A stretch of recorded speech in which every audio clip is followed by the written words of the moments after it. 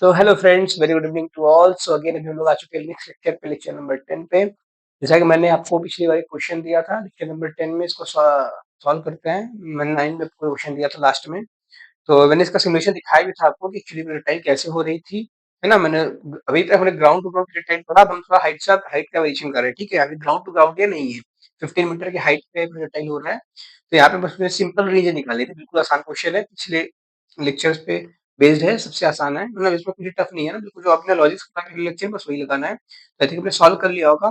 तो answer match करने के लिए अब इसको भी यहाँ पे सॉल्व करता हूँ, ठीक है। तो लेट मी पेन, ओके। तो यहाँ से स्टार्ट करते हैं सोल्यूशन। तो देखिए सबसे पहले सवाल पता करते हैं, सवाल क्या है। सवाल है फाइंड रेंज, हमें रेंज निकालना ना, हिंट। अच्छा, हिंट में दिया था कि don't use formula of range time and flight वो। अच्छा, मैंने आपको हिंट दिया था कि जो आपने वो फॉर्मूला पढ़ा है रेंज और टाइम ऑफ फ्लाइट का 20 के पिछले वाले लेक्चर में, वो ग्राउंड टू ग्राउंड की डेरिवेशन था, ठीक है। ग्राउंड टू ग्राउंड के लिए हमने डिराइव किया था उस फॉर्मूले, वो फॉर्मूले यहाँ पे नहीं लगेंगे, इसलिए मैंने हिंट दिया था कि वो फॉर्मूला नहीं यूज करना है, बेसिक से करना है। बेसिक्स क्या है? तो बेसिक क्या बोलती है, जो रेंज है, रेंज क्या होता है बेसिक से, ये ऑलवेज होता है यूएक्स इंटू टी। और ये टी क्या है? Time of flight. जहाँ पे टी, इसको मैं लेट्स से कैपिटल टी बोलता हूँ, ठीक है। यहाँ पे कैपिटल टी बोलता हूँ, this is capital T UX into T, मतलब कितने टाइम के लिए चल रहा है, इंटू इसमें एक्स डायरेक्शन में वेलोसिटी क्या है, वही तो रेंज है यहाँ पे। तो सिंपल, अब मेरा क्या काम है, बेसिक्स क्या है, यूएक्स फाइंड करिए और टाइम ऑफ फ्लाइट फाइंड करिए। तो मैंने बोला था कि टाइम ऑफ फ्लाइट का भी फॉर्मूला नहीं लगा सकते, तो टाइम ऑफ फ्लाइट का बेसिक्स क्या है? टाइम ऑफ फ्लाइट का बेसिक ये है कि टाइम ऑफ फ्लाइट होती क्या है। टाइम ऑफ फ्लाइट वो टाइम है जितने टाइम में मेरी बॉल एयर में है, ठीक है, जब तक वो उड़ रहा है। तो ये मैं टाइम कैसे निकाल सकता हूँ? ये टाइम मैं सिंपल निकाल सकता हूँ, तो बस दो चीजें हैं क्या। इनिशियल देखिए, इनिशियली, क्योंकि एक्स में तो पता नहीं कहाँ जा रहा है, पर मुझे वाई में पता है। वाई में इनिशियली इसकी डिस्टेंस डिस्प्लेसमेंट है 15 मीटर। लेट्स से मैं यहाँ पे अपना ओरिजिन फिक्स कर लेता हूँ ना, मैं मानता हूँ कि यहाँ पे इनिशियल डिस्टेंस है, ये इनिशियल पोजीशन है। और इस समय बताइए कि वर्टिकल के पास वेलोसिटी कितनी है। तो आपको सिंपल एक 1D मोशन समझाऊं, मेरे पास एक्चुअली में ऐसा है कि इनिशियली मेरे पास एक बॉल है जिसके पास ऊपर की वेलोसिटी कितनी जाएगी, 20√2 का cos 45, यानी कि 1/√2। 1/√2 से 1/√2 चला जाएगा, मैं हटा सकता हूँ, ठीक है। तो 20 मीटर पर सेकेंड। अब ये फाइनली एम टी के बाद कहाँ पे मिलेगा, तो सिर्फ मैं 1D में देखूँ, वर्टिकल में देखूँ, हॉरिजॉन्टल में तो आगे होगा, एक्चुअली ऐसे जा रहा है, तो मैं सिर्फ वो 1D में देखने की कोशिश करूँ वर्टिकल मोशन में। तो वर्टिकल मोशन में कैसे होगा, ऊपर जाएगा देन नीचे आएगा ऐसे, और नीचे जाते समय कितना नीचे चलेगा, 15 मीटर नीचे जाएगा, नेगेटिव ऑफ 15, यानी कि डिस्प्लेसमेंट आपके पास -15 है ना। -15 क्यों? मेरी इनिशियल पोजीशन मैं यहाँ बोल रहा हूँ, this is my initial position, initial and this is the final, this is your final position. तो इनिशियल से फाइनल के बीच जो डिस्प्लेसमेंट है मेरे पास -15 का है, जैसे इक्वल टू -15 हो गया। अब सिंपल टाइम ऑफ फ्लाइट मिल जाएगा ना मुझे यहाँ से, equation, second equation of motion का यूज करके। या फिर आप और भी इक्वेशन ऑफ मोशन का यूज कर सकते हैं, थर्ड का यूज करेंगे, v निकालेंगे, देन आप क्या करेंगे, फिर से यू फर्स्ट में पुट करेंगे, ऊपर आपको सेकंड ज्यादा बेटर है इसको यूज करना। थ्रू टाइम ऑफ फ्लाइट में बिल्कुल बेसिक से निकाल लेता हूँ अभी। तो अगर मैं टाइम ऑफ फ्लाइट निकालूंगा t, this is equals to nothing but, sorry T नहीं, इक्वेशन मोशन का यूज कर रहा हूँ मैं। एस इज इक्वल्स टू कितना है, एस इज इक्वल्स टू मेरे पास -15, this is equals to U Y, initial velocity कितनी है, तो प्लस का 20 मीटर पर सेकंड ऊपर थी ना, तो यू इंटू टाइम टी, क्योंकि मैं टी टाइम के बाद बात कर रहा हूँ ना, मेरे पास फाइनल कब आया, फाइनल आया इस टाइम पे ना, जहाँ टाइम टी हो गया। और इनिशियली क्या है, टी इक्वल्स टू 0 है इनिशियली, टाइम टी के बाद फाइनली -15 मीटर होगा ना। तो यू इंटू कौन सा टाइम रखूंगा, कैपिटल टी रखूंगा ना, मुझे कैपिटल टी चाहिए, यूटी, क्योंकि इस कैपिटल टी में वो -15 मीटर चल रहा है नेगेटिव में, यूटी। और plus of half of eighty square, but gravity पता है यहाँ पे ग्रेविटी की जी जी है, तो -1/2 जी की वैल्यू 10 इंटू टी का स्क्वायर, ठीक है। तो कुछ नहीं करना अभी, इसको कलर थोड़ा सा चेंज कर लेते हैं, अच्छा कलर कर लेते हैं, तो इसको सॉल्व करते हैं। हाँ, तो अभी देखिए, मैं क्या करूँ, इसको सिंप्लीफाई कर लूँ, 2 5 जा 10, और अभी भी ये कैंसर इक्वेशन 5 से, तो 5 से जगह 5 से 50 माइनस 3 इक्वल्स टू 5 4 जा 20 40, और 5 1 जा 5, तो माइनस ऑफ टी स्क्वायर।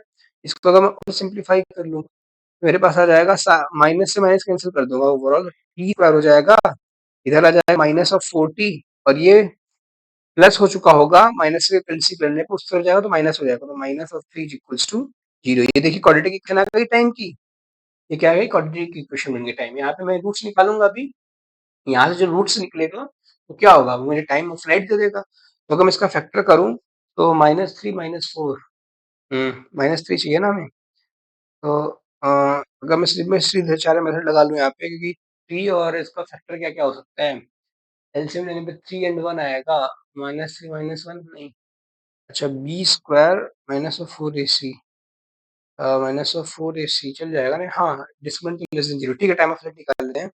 सीधे चल लगा लेते हैं, माइनस ऑफ बी, तो माइनस बी कितना हो जाएगा? +4 और plus minus under root of B square, B square कितना आ जाएगा? 16 minus of 4 times of C, तो 4 ए की वैल्यू है 1, सी की वैल्यू है 3, ठीक है, minus times 4 times of A into C, C की वैल्यू -3 सॉरी, तो जाएगा माइनस ऑफ 12, ठीक है, और whole divide by 2 times of A यानी कि की वैल्यू 1।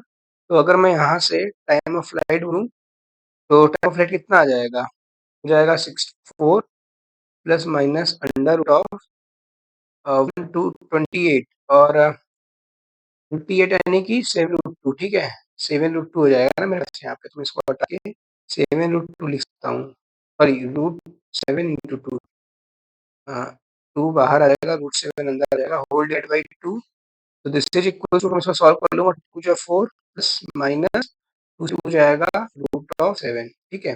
अब आप बोलेंगे सर 2 टाइम आ रहा है, इसका क्या मतलब है? इसको समझते हैं 2 टाइम का क्या मतलब है। अगर मैं देखूंगा रूट्स 2 आए, t1 आए, एक तो टाइम है मेरे पास 2 प्लस ऑफ √7 सेकेंड, इस सेकंड पे भी -15 चला होगा, और एक टाइम मेरे पास 2 माइनस ऑफ √7 सेकंड। अगर आप एक वैल्यू देखेंगे ना, तो √7 जो है ना वो 2 से बड़ा होगा, क्यों?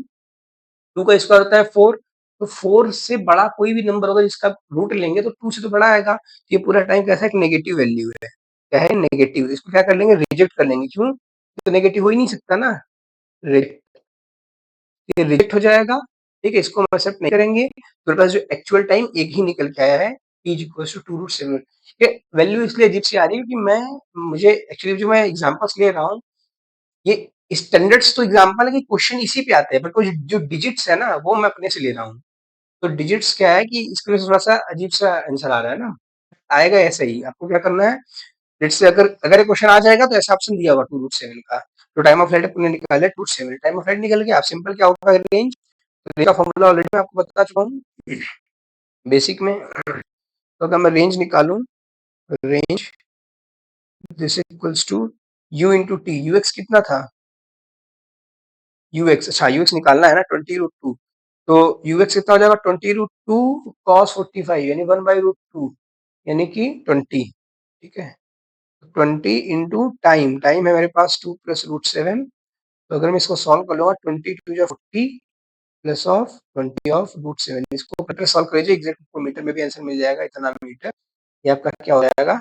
आंसर हो जाएगा, जो कि मुझसे पूछा गया था रेंज। मतलब प्रोसेस समझ आना चाहिए, मैं कर क्या रहा हूँ, सॉल्व कैसे कर रहा हूँ, आपको समझ आना चाहिए। मैंने क्या करा, सिंपल, मैंने यहाँ से यहाँ तक का टाइम टी निकाल लिया।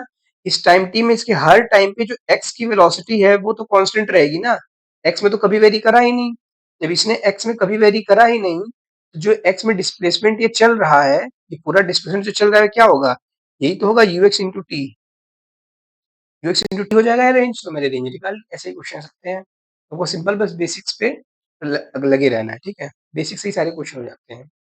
अब एक आध सवाल और कर लेते हैं, आइए, लेट्स से एक सवाल और करते हैं। अच्छा है, थोड़ा ट्रिकी है, लॉजिकल है। अभी तक मैंने जो पढ़ाया उसी पे बेस्ड है, बट थोड़ा सोचना पड़ेगा तब समझ आएगा। आपको अगर याद हो मैंने एक मंडी में भी ऐसा सवाल दिया था, ठीक है, मैं फिर से एक वैसा ही देता हूँ। लेट्स से एक कार्टेशियन प्लेन है, एक सेकेंड,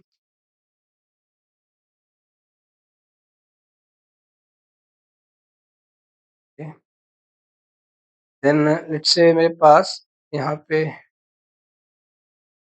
एक बॉल है, ये इधर प्रोजेक्ट करी जा रही है, एक बॉल है ये इधर प्रोजेक्ट करी जा रही है, और एक बॉल है ये, वो लेट्स से नीचे प्रोजेक्ट करी जा रही है ऐसे, ठीक है, और इनके बीच का एंगल लेट्स से हो जाएगा थीटा, और लेट्स से ये भी हो जाएगा थीटा, ठीक है। 3 केसेस है, 3 बॉल्स मेरे पास, और इसकी भी वेलोसिटी u है, इसकी भी वेलोसिटी u है, इसकी भी वेलोसिटी u, तीनों के पास वेलोसिटी कितनी है? u है। और मैं आपको एक बात बता दूं कि दोनों के पास जो लेवल है वो सेम है ना, ये दोनों सेम लेवल पे है, तीनों ही सेम लेवल पे है। इनका हाइट जो है वो इनिशियली क्या है, फिक्स्ड है, h इनिशियल क्या है, दोनों का फिक्स्ड है। अब मेरा सवाल क्या है कि जब ये ग्राउंड पे आएगा, मैं इसको लेट्स से नेम दे देता हूँ U A, first ball, second ball and third ball. तो क्वेश्चन क्या है मेरा कि रिलेशन बताइए कि रिलेशन क्या होगा इनके वेलोसिटीज में, ठीक है। जब ये ग्राउंड पे आएंगे, find relation between their velocities, between their velocities when they hit the ground, they hit ground, they hit ground।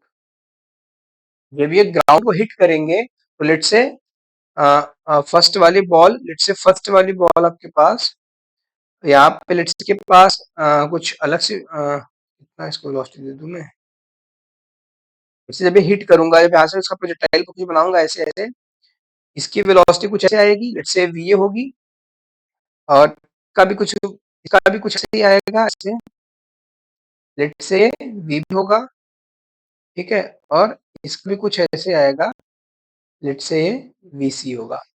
जो फाइनल वेलोसिटीज है, या फिर सिंपल ऐसे ग्राउंड पे बोल सकते हैं हिट द ग्राउंड, और फाइनल वेलोसिटी के बीच में रिलेशन बताइए, या फिर इसको एक सवाल ऐसे, इसको ऐसे भी पूछा जा सकता है, और सवाल को ऐसे भी पूछा जा सकता है, और relation between their final velocities, find there final velocity. आप बोलेंगे फाइनल वेलोसिटी कैसे पता चलेगी, तो फाइनल वेलोसिटी बोल रहे हैं मतलब जहाँ पे बॉल रुक जाएगी, मतलब कोलिजन में कुछ बता नहीं रखा है, मतलब हम लोग ग्राउंड पे वो आके हिट हो जाएगा तो उसको फाइनल मानेंगे, ठीक है। लेट से आपको क्विज आ रहा होगा यूट्यूब पे, देखिएगा आपके ऑप्शन होंगे इनके, आप पहले इसको पॉज करिए, सॉल्व करिए, रिलेशन निकाल पहले ऑप्शन देख लीजिए। लेट से आपको ऑप्शन दे देता हूँ यहाँ पे। ऑप्शन ए लेट से मान लीजिए V A is greater than V B is greater than V C. Option B ले लीजिए वीए, वीए इधर है तो वेलोसिटी ऑफ बी, इसको बी लीजिए, velocity of b is greater than velocity of c is greater than velocity of a, और C option लीजिए, velocity of c is greater than velocity of b is greater than velocity of a, D option लीजिए, velocity of a is equals to velocity of b is equals to velocity of c। ये चार option है आपके पास। तो पहले इस video को pause करिए, सॉल्व करिए, फिर आपके पास क्विज आ रहा होगा, उसको क्लिक करिए, देखिए आपका आंसर सही है गलत है। अगर गलत है तो फिर वीडियो को आगे बढ़ा के देखिए, इसको कैसे सॉल्व करते हैं। देखिए मैं अगर सर बताऊं तो ये क्वेश्चन एक्चुअली में अच्छा है, बट अगर लॉजिकली सोचे तो आसान है ना, लॉजिकली इतना टफ ही नहीं है क्वेश्चन, आसान क्या है इसमें। मैंने जो ऑप्शन बनाया ना बस कंफ्यूज करने के लिए बनाया, ऐसा कुछ ऑप्शन मतलब इसमें बहुत ट्रिकी क्वेश्चन है। सिंपल आपको दिख रहा है ऑप्शन नंबर डी इसका आंसर है, क्यों ऑप्शन नंबर डी इसका आंसर है, क्योंकि आप एक सिंपल एक बेसिक लॉजिक दे सकते हैं। क्या इसके पीछे बेसिक लॉजिक है कि जब एनर्जी हमेशा कंजर्व रहती है, एनर्जी कंजर्वेशन, हम इसका क्या लॉजिक दे सकते हैं, due to conservation energy conservation, इसकी वजह से वेलोसिटी सेम आएंगी। क्यों सेम आएगी, एनर्जी कंजर्वेशन क्या है, एनर्जी कंजर्वेशन क्या बोलती है, एनर्जी कंजर्वेशन बोलती है initial velocity, sorry initial energy is always कुछ फाइनल एनर्जी। इनिशियल एनर्जी क्या होती है, इनिशियल एनर्जी है total energy, total initial energy, total initial energy क्या होता है, kinetic energy initial plus potential energy initial, and this would equals to final energy. Final energy क्या होती है, kinetic energy final plus potential energy final. अभी मैं अभी बार बार मैं इसको भी करके दिखता हूँ आपको, तो बोलेंगे सर एनर्जी कंजर्वेशन तो पता ही नहीं है, मैं मान ही नहीं सकता आपने एनर्जी कंजर्वेशन नहीं पढ़ा होगा, 9th में तो फिजिक्स पढ़ी होगी ना, उसमें तो एनर्जी कंजर्वेशन पढ़ाई होगी। तो मैं क्या बोल रहा हूँ, इसका ऑप्शन नंबर डी होगा सिंपल, ऑप्शन नंबर डी बहुत आसान क्वेश्चन है, ठीक है। जो भी आसान क्वेश्चन आपका ट्रिकी क्वेश्चन था, इसका simple option number D answer है। कि ऑप्शन नंबर डी है क्योंकि एनर्जी कंजर्व रहेगी, एनर्जी कंजर्व रहेगी क्योंकि इनिशियली आपके पास तीनों बॉल है, इनके पास पोटेंशियल एनर्जी फिक्स्ड है। अगर इनिशियली देखिए जैसे ग्राउंड को, अपने ग्राउंड को लेट से पोटेंशियल एनर्जी जीरो बोल दिया रेफरेंस, ग्राउंड के रेस्पेक्ट में तीनों बॉल्स के पास पोटेंशियल एनर्जी कितनी है, फिक्स्ड है, लेट्स से पी, और तीनों के पास सेम काइनेटिक एनर्जी, उनकी वेलोसिटी सेम है, और काइनेटिक एनर्जी सिर्फ नेट काइनेटिक एनर्जी जो है आपके पास वेलोसिटी पे डिपेंडेंट करती है, half of M V square, components का कुछ लेना देना नहीं है। सबके पास तीनों के same kinetic energy, same kinetic energy same potential energy is equals to, सबके पास अभी फाइनल देखिए पोटेंशियल एनर्जी सेम हो जाएगा, ग्राउंड पे जीरो, तो काइनेटिक एनर्जी अगेन से सेम होना पड़ेगा ना, एनर्जी कंजर्वेशन से इसका सिंपल आंसर है। मैं भी प्रूफ करके दिखाता हूँ आपको, बट अगर आपको बहुत ध्यान से दिखे तो ऑप्शन नंबर डी इसका सीधे सीधे आंसर हो जाएगा, ठीक है। इतना टफ क्वेश्चन था नहीं। हाँ अभी बोलेगा ऑप्शंस में ऐसा क्यों बनाया, क्योंकि मैं खुद आपको कंफ्यूज करना चाहता था, इसलिए मैंने पहले ए को ग्रेटर बोला, फिर मैंने बी को ग्रेटर बोला सबसे ज्यादा। क्यों? कि बी ऊपर जा रहा है, बहुत लोग सोचेंगे ऊपर जाएगा तो ऊपर जाके नीचे आएगा तो वेलोसिटी बढ़ जाएगी, डिस्टेंस बड़ा होगा। नहीं भैया, आप गलत सोच रहे हैं। ऊपर जब जाएगा तो ऊपर जाने से क्या मतलब है? जब ये नीचे आएगा इस इंस्टेंट पे इसके पास वेलोसिटी यू ही हो जाएगी ना, सिमेट्री की वजह से। जितना इसके पास यू ऊपर है उतना ही यू नीचे हो जाएगा। तो यहाँ पे जिस लेवल पे है ना, तीनों के पास जब इस लेवल से क्रॉस करेंगे तीनों के पास सेम वेलोसिटी होगी। कंपोनेंट की बात नहीं कर रहा है, नेट वेलोसिटी की बात कर रहा हूं। इसके पास नेट वेलोसिटी यू है, इसके पास भी वेलोसिटी यू है, और इसके पास भी नेट वेलोसिटी यू है, सेम लेवल पे। तो जब ये जितने लेवल गिरेंगे तो सेम लेवल पे नेट वेलोसिटी फिक्स रहेगी। तो बिल्कुल सही है, कंपोनेंट चेंज करेगा तो नेट वेलोसिटी फिक्स रहेगी। मेरा क्वेश्चन था नेट वेलोसिटी पे, जो वेलोसिटी है नेट वेलोसिटी है, ठीक है। अब हम इनको थोड़ा प्रूफ करते हैं मैं क्या बोल रहा हूँ। तो मैं ये बोल रहा हूँ कि अगर आपको सिंपल एक बात समझ आ रही होगी, तो मैंने एनर्जी कंजर्वेशन लिख दिया ना, एनर्जी इनिशियल। अब मैं काइनेटिक एनर्जी इनिशियल लिखता हूँ पहले। अगर आप काइनेटिक एनर्जी इनिशियल लिखें ए की, तो कितनी है मेरे पास? Half of M V square, ठीक है। और पोटेंशियल एनर्जी इनिशियल लिखे ए ब्लॉक की, वो कितनी हो जाएगी? M G H. क्यों एम जी एच? क्योंकि तीनों के पास आइडेंटिकल बॉल्स थे ना, तो तीनों के पास क्या है? सब कुछ नहीं किया होगा, आइडेंटिकल मान लेंगे क्योंकि बॉल्स मैंने इक्वल साइज बना रखे हैं। तो आइडेंटिकल बॉल्स है एम जी एच। जो टॉप में हाइट है, क्योंकि पोटेंशियल एनर्जी क्या होती है? जो ग्राउंड से जितना ऊपर होगा उतना पोटेंशियल एनर्जी स्टोर होगी एम जी एच की। एम जी एच ये initial kinetic energy, initial potential energy. अगर मैं फाइनल काइनेटिक एनर्जी की बात करूँ, final kinetic energy let's say मुझे नहीं पता, और इसको मैं यू बोलता हूँ, half of M U square, क्योंकि इसके पास इनिशियल काइनेटिक एनर्जी यू थी। अब फाइनल काइनेटिक एनर्जी क्या हो जाएगी? Half of M V A का स्क्वायर। और बताइए फाइनल पोटेंशियल एनर्जी क्या हो जाएगी of A block, A ball? वो हो जाएगी जीरो। क्यों? क्योंकि ग्राउंड रेफरेंस मैंने जीरो मान रखा था, ग्राउंड पे आ जाएगा तो उसकी पोटेंशियल एनर्जी अगेंस्ट जीरो हो जाएगी ना। ग्राउंड पे पोटेंशियल एनर्जी जीरो है, मैंने रेफरेंस मान रखा था पहले से। सिमिलरली आपको क्या करना है? सिमिलरली आपको बी के लिए करना है ए का, फिर से kinetic energy of B equals to again से हाफ एम वी स्क्वायर, क्योंकि उसके पास भी यू ही वेलोसिटी थी, comma potential energy initially of ball B is also M G H. देखिए तीन को सेम लाइन मिलेगी, ये वाली लाइन तीनों उसके लिए सेम होगी। Then kinetic energy final of B is equal to half of M V square. V मैंने वी इसकी वेलोसिटी मान रखी है, बट इसकी भी तो पोटेंशियल एनर्जी जीरो ही है, इसकी भी फाइनल पोटेंशियल एनर्जी तो जो ही आएगी। सेम आपको क्या करना है, सी के लिए वैल्यू है, और यहाँ पे सी के लिए आएगा तो kinetic energy finally at C is equal to half of M V C का स्क्वायर प्लस ऑफ प्लस नहीं zero, comma potential energy final, क्या लिख रहा हूँ, हाँ potential energy final of C equals to zero, क्योंकि ग्राउंड पे आ गए। अब सब में एनर्जी कंजर्वेशन लगाइए, इसमें इंडिविजुअल एनर्जी कंजर्वेशन लगाइए। एनर्जी कंजर्वेशन लगाओ, क्या एनर्जी कंजर्वेशन बोलता है? ई इनिशियल बराबर ई फाइनल, ठीक है। ई इनिशियली क्या है? अगर आप इनिशियल देखिए तो इनिशियल इनिशियल एनर्जी क्या होती है? इनिशियल एनर्जी होती है, यहाँ पे लिखा रखा हो ना, kinetic energy initial plus potential energy initial, यानी कि यानी कि मैं यहाँ पे सिंपल बोल सकता हूँ half of M U square plus of M G H, and this equals to half of M V A square और जीरो। पोटेंशियल ये जीरो है तो मैं इसको हटा दूं, यहाँ पे कोई जरूरत नहीं है। बस इस इक्वेशन को पकड़ लीजिए, आपका पूरा क्वेश्चन सॉल्व हो गया। क्यों? क्योंकि अब मैं सेम काम अगर मैं बी के लिए करूँ, अगर मैं यही सेम काम क्या करूँ, अगर मैं यही सेम काम बी के लिए यहाँ पे करूँ, बी के लिए भी एनर्जी कंजर्व रहेगी, ई इनिशियल बराबर ई फाइनल, क्योंकि बी अलग बॉल है ना, तो इसके लिए भी इनिशियल एनर्जी तो सेम ही है ना। अभी वही तो मैं बोला था कि इसके लिए नेट इनिशियल एनर्जी दोनों के पास सेम है, तो फाइनल एनर्जी भी सेम रहेगी। तो इनिशियल एनर्जी इसकी क्या है? Half of M V square plus M G H. ये किसके बराबर होना चाहिए? फाइनल एनर्जी इसकी, फाइनल एनर्जी क्या है इसके पास? Half of M V B square plus of potential energy zero, but इसको लिखने की जरूरत ही नहीं है, इसको नहीं लिखूंगा।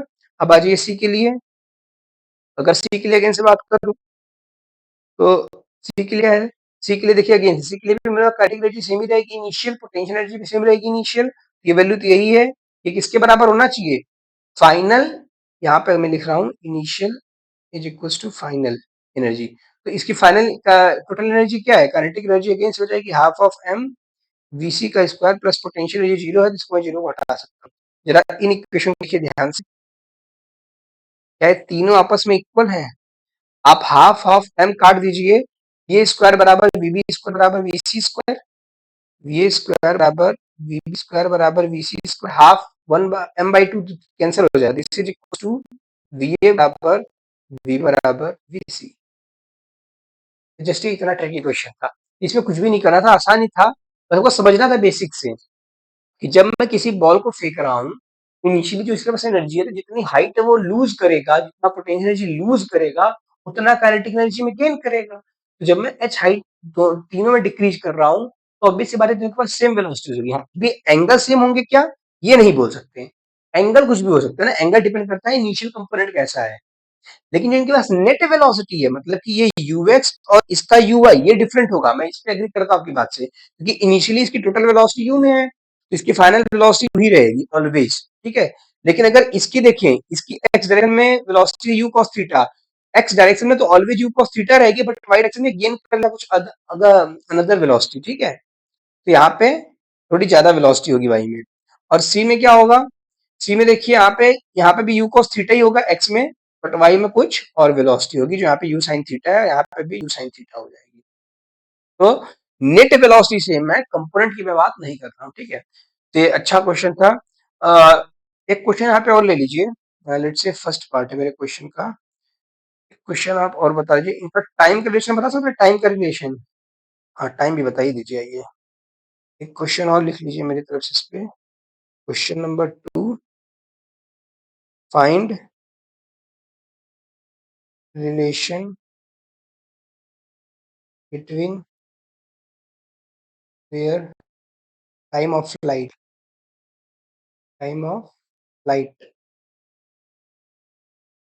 और फिर से मैं वही 3 ऑप्शंस देता हूँ। अभी देखिए फिर से क्विज आए होंगे आपके यूट्यूब पे, यहाँ पे ऑप्शंस में। उस क्विज को आप चेक करके अपना आंसर भी चेक कर सकते हैं, आपका आंसर मैच कर रहा है कि नहीं कर रहा है। Let's say option number A ले लीजिए। लेट्स से टीबी बराबर टीसी बराबर टीए। ऑप्शन नंबर बी ले लीजिए, T C is greater than T B is greater than T A. And option number C ले लीजिए, T A is greater than T B is greater than TC.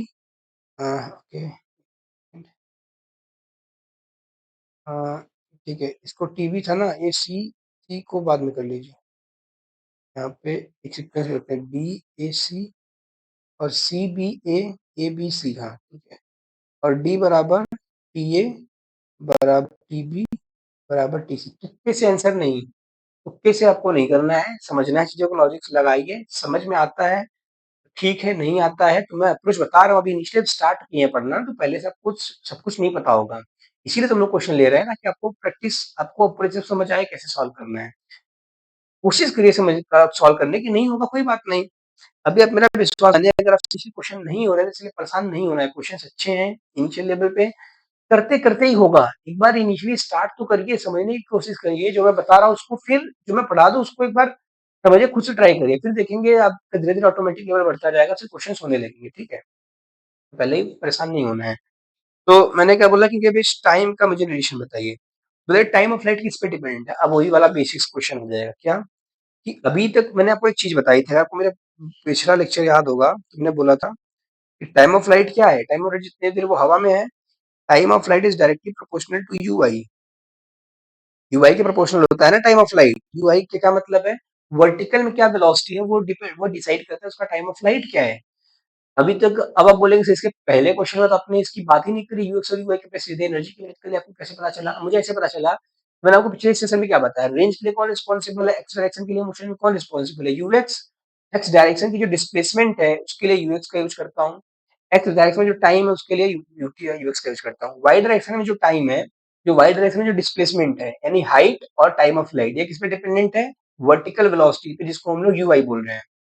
But मैं यहाँ पे net velocity की बात कर रहा हूँ। मैं इसके पिछले क्वेश्चन ना तो मैंने हॉरिजॉन्टल वेलोसिटी की बात करी थी, ना तो वर्टिकल वेलोसिटी की बात करी थी। मैंने हॉरिजॉन्टल टाइम पूछा था, ना तो हॉरिजॉन्टल डिस्टेंस पूछा था, यानी रेंज, ना तो मैंने वर्टिकल हाइट पूछा था, ना तो मैंने वर्टिकल टाइम पूछा था, लेकिन टाइम फ्लाइट मैंने ऐसा कुछ नहीं पूछा। मैंने सिंपल टोटल एनर्जी पूछी थी, टोटल एनर्जी पूछा, सॉरी टोटल वेलोसिटी पूछा। टोटल वेलोसिटी मतलब total kinetic energy, total kinetic energy मतलब एनर्जी कंजर्वेशन, सिंपल। इस तरीके से आपको फ्लो पूरा याद रखना है। मैं पे फ्लो लिख भी देता हूँ, ताकि आपको अगली बार ऐसे क्वेश्चंस को अप्रोच करने में थोड़ा आसानी रहेगी। तो अगर मैं फ्लो लिखूँ यहाँ पे,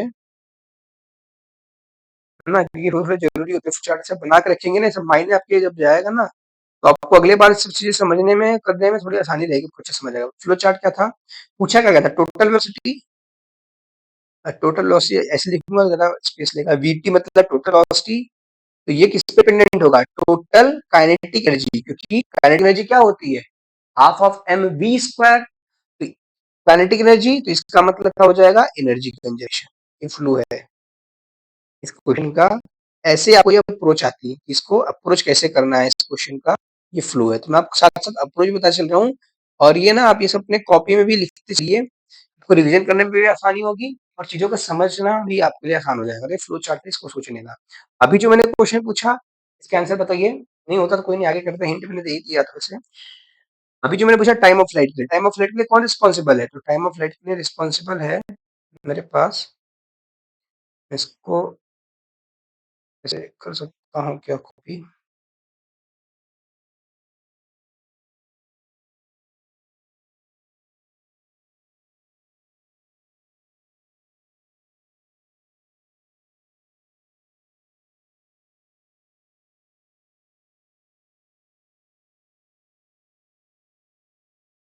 हम्म, ओके। मैं क्या बोल रहा हूँ?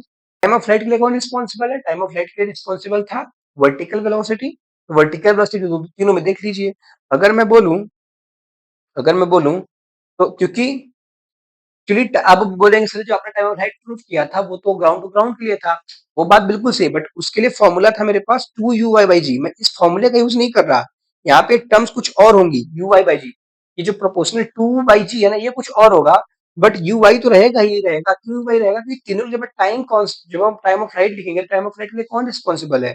वर्टिकल वेलोसिटी ही तो रिस्पॉन्सिबल है। अगर आप ऊपर फेंक देंगे तो बहुत ऊपर से होके आएगी, ज्यादा टाइम लगेगा।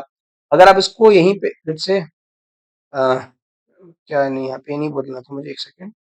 मुझे ये बोलना था कि अगर ऐसे डायरेक्टली फेंक देंगे तो वर्टिकली इसको कम डिस्टेंस नहीं है, ठीक है? वर्टिकली सॉरी डिस्टेंस तो सेम चलनी है, बट वर्टिकल में नीचे वेलोसिटी इसके पास जीरो है, तो क्या करेगा? जल्दी आ जाएगा। बट अगर इसका मैं देखूं, इसका अगर मैं बी वाले को देखूं, बी वाले क्या है? मैं ऐसे दे रहा हूँ तो वर्टिकली ये ऊपर है। वर्टिकली मैंने क्या करा? वर्टिकली में मैंने इसको और ऊपर वेलोसिटी दिया, मतलब ये और टाइम लेगा। क्यों टाइम लेगा? क्योंकि पहले ऊपर जाएगा, ऊपर जाते ही क्या हो जाएगा? रेस्ट में। अच्छा, अगर आपको ये क्वेश्चन याद आ रहा हो, ये क्वेश्चन मैंने करा रखा है काइनेमेटिक्स की 1D वाले में, ये बिल्कुल 1D से रिलेटेड है, बट उसमें सिर्फ वर्टिकल मोशन दे रखा था, तो टाइम ऑफ फ्लाइट मैंने पूछा था। यहाँ पर 2D मोशन है, तो हॉरिजॉन्टल और वर्टिकल दोनों बता रहा हूँ। तो पहले ऊपर जाएगा, अब ये एक तरह ट्रीट होगा। मैं क्या बोल रहा हूँ, एक सेकंड बताता हूँ। जैसे यहाँ पे है ना, आपने इसको ऐसे वेलोसिटी दी, इसका कुछ वर्टिकल कंपोनेंट है, इसकी वजह से ब्लॉक पहले ऊपर जाएगा, ऊपर जाते इसकी वर्टिकल ब्लॉक जीरो हो जाएगी। अब ये एक ही तरह ट्रीट होगा, मतलब इसके बाद अभी एक ही तरह ट्रीट हो रहा है, मतलब यहाँ पे इतना हाइट इसने एक्स्ट्रा चाहा है, इसको टाइम और ज्यादा लगा होगा नीचे आने में, और इसकी हाइट भी देखिए, डिस्टेंस भी बढ़ चुकी है यहाँ से यहाँ तक। और अगर सी वाले को देखूं, सी वाले को मैंने नीचे फेंक रखा है, मतलब इसकी वर्टिकल वेलोसिटी ऑलरेडी नीचे है, मतलब वर्टिकल वेलोसिटी पहले से इसके पास ज्यादा है, तो वर्टिकल वेलोसिटी इसके पास पहले से ही ज्यादा है, और हाइट इसको उतना ही चलना है, तो ऑब्वियस बात है ये जल्दी पहुंचेगा ना। भैया डिस्टेंस सेम है, आपने स्पीड बढ़ा दी तो टाइम कम लगेगा ना। Speed is equal to distance upon time, और एक्सीलरेशन तो तीनों में ही सेम है, इसलिए मैं एक्सीलरेशन की बात नहीं कर रहा, तीनों में ही जी है पीछे की तरफ। और यहाँ पे क्या हो रहा है, नहीं तो आप ऐसे भी समझ सकते हैं, एक्सीलरेशन अगर आप लेंगे सिंपल तो भी, एस इज इक्वल टू क्या है? S is equal to U T minus half of G T square, ठीक है? अगर आपने अगर आपने एस को फिक्स रखा है और अगर आपने वर्टिकल वेलोसिटी बढ़ा दी तो टाइम तो ज्यादा लगेगा ना। तो मैं सिंपली यहाँ से क्या बोल सकता हूँ कि मेरे पास वर्टिकल वेलोसिटी है, सबसे ज्यादा किसमें वर्टिकल वेलोसिटी है? सबसे ज्यादा वर्टिकल वेलोसिटी वर्ड है मेरे पास बी की। जो मेरे पास टाइम ऑफ बी होगा वो सबसे ज्यादा होगा, पहले वो ऊपर जाएगा, इसकी वेलोसिटी यहाँ पे वर्टिकली बी बाई जीरो होगी, v/0 होगी, देन अभी यहाँ से ट्रीट होगा और ज्यादा डिस्टेंस भी ट्रेवल करेगा अभी अगली बार, इसको ज्यादा टाइम लगेगा। देन इसके बाद कौन टाइम लेगा? टाइम ऑफ लाइट ए। क्यों? ए के पास वर्टिकल में कोई वेलोसिटी नहीं है, तो ये ऊपर तो नहीं जाएगा, लेकिन यहाँ से नीचे आने में भी इस वेलोसिटी गेन करनी पड़ेगी, धीरे धीरे वेलोसिटी गेन करेगा, और सेमी डिस्टेंस चलनी है, तो इसको थोड़ा सा उससे कम टाइम लगेगा। बट अगर मैं अगर मैं सी को देखूं, तो सी के पास ऑलरेडी मैंने वर्टिकल वेलोसिटी दे रखी है पहले से ही, मैं इसको पहले से वेलोसिटी यहाँ पे दे रखा हूँ वर्टिकल में, और हाइट इसको सेमी ट्रेवल करना है, मतलब जल्दी ट्रेवल कर लेगा। टाइम ऑफ सी ये सबसे कम हो जाएगा। इसका option number A is correct answer, ठीक है? इसका ऑप्शन नंबर 1 करेक्ट आंसर हो जाएगा। क्यों करेक्ट हो जाएगा, मैंने इसको प्रॉपर एक्सप्लेन कर दिया है। कोई भी डाउट होगा, मुझे देखिए नहीं पता कि मेरे को किस लेवल पे डाउट आ रहा है ना? तो टेलीग्राम लिंक मैंने दे रखा है डिस्क्रिप्शन में, वहाँ पे ज्वाइन कर लीजिए। अब इसका स्क्रीनशॉट लेके मुझे पेज पोस्ट कर सकते हैं वहाँ पे क्वेश्चन, या फिर डायरेक्टली कोई भी क्वेश्चन आप पोस्ट कर सकते हैं जो आपको डाउट है, मैं उसको पर्सनली सॉल्व करके दिखा दूँगा, ठीक है? या फिर आप अगर आपस में जो फ्रेंड्स हैं, अगर आपस में सॉल्व कर लेते हैं क्वेश्चन तो अच्छी बात है, अगर किसी से नहीं सॉल्व होगा, तो मैं खुद टेलीग्राम पे सॉल्व कर दूँगा, अदरवाइज़ मैं उसको नेक्स्ट लेक्चर में ले लूँगा as a live question, okay? तो उसके लिए कोई परेशान मत होइए, डाउट नहीं क्लियर होगा, डाउट पूरे क्लियर होंगे, कॉन्सेप्ट अच्छे से समझते चलिए। तो यहाँ तक हो गया, अभी लेट्स से एक सवाल और करते हैं, वैसे प्रैक्टिस कर लेते हैं आज क्वेश्चंस पे, क्योंकि थ्योरी तो पढ़ा ही दिया है मैंने प्रोजेक्टाइल का आपको। मेन थ्योरी देखिए, जो सबसे बताऊँ 100% अगर थ्योरी बताऊँ ना, तो मेन थ्योरी तो वही वाला लेक्चर में था, लेक्चर नंबर 8, इसके पहले लेक्चर में ही मेन थ्योरी थी, वो सबसे इंपॉर्टेंट थ्योरी है जो कि पूरी प्रोजेक्टाइल के क्वेश्चन को सॉल्व करने में हेल्प करेगा।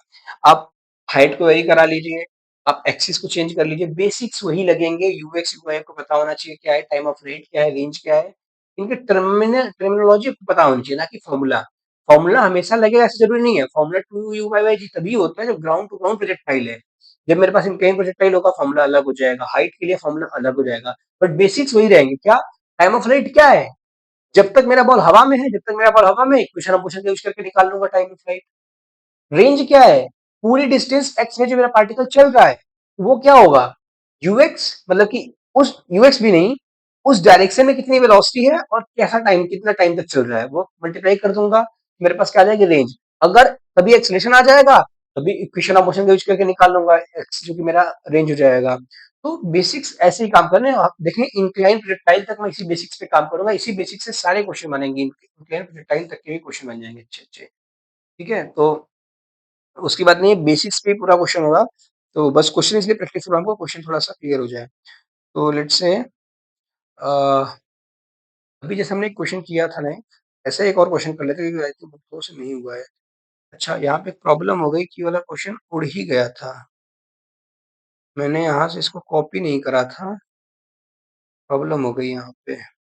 ये मुझे इसको उड़ाना नहीं था, बल्कि कॉपी करना था, और यहाँ से क्वेश्चन ही स्टार्ट हो गया है। Try to get back, copy. हाँ, शायद भी काम हो जाए, क्योंकि क्वेश्चन तो मेरा एक्चुअल यहाँ का है। Paste, yes.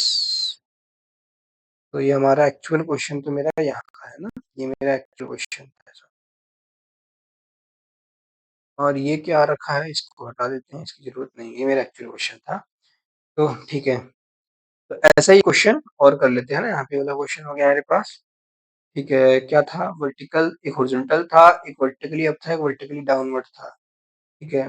ऐसा क्वेश्चन ऐसा नहीं करते हैं, अभी एक ये वाला कर लेते हैं जहाँ पे वर्टिकल मैंने ऑलरेडी दे रखा है, ठीक है?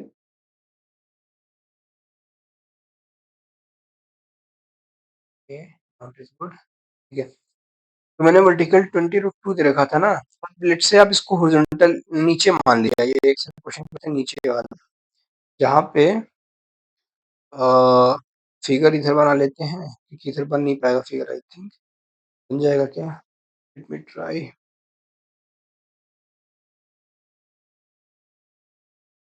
नहीं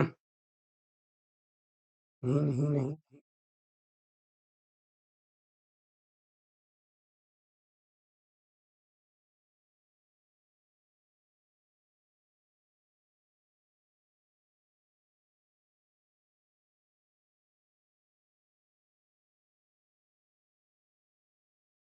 what's going on here?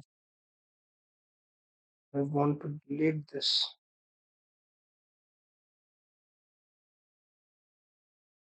Delete, delete,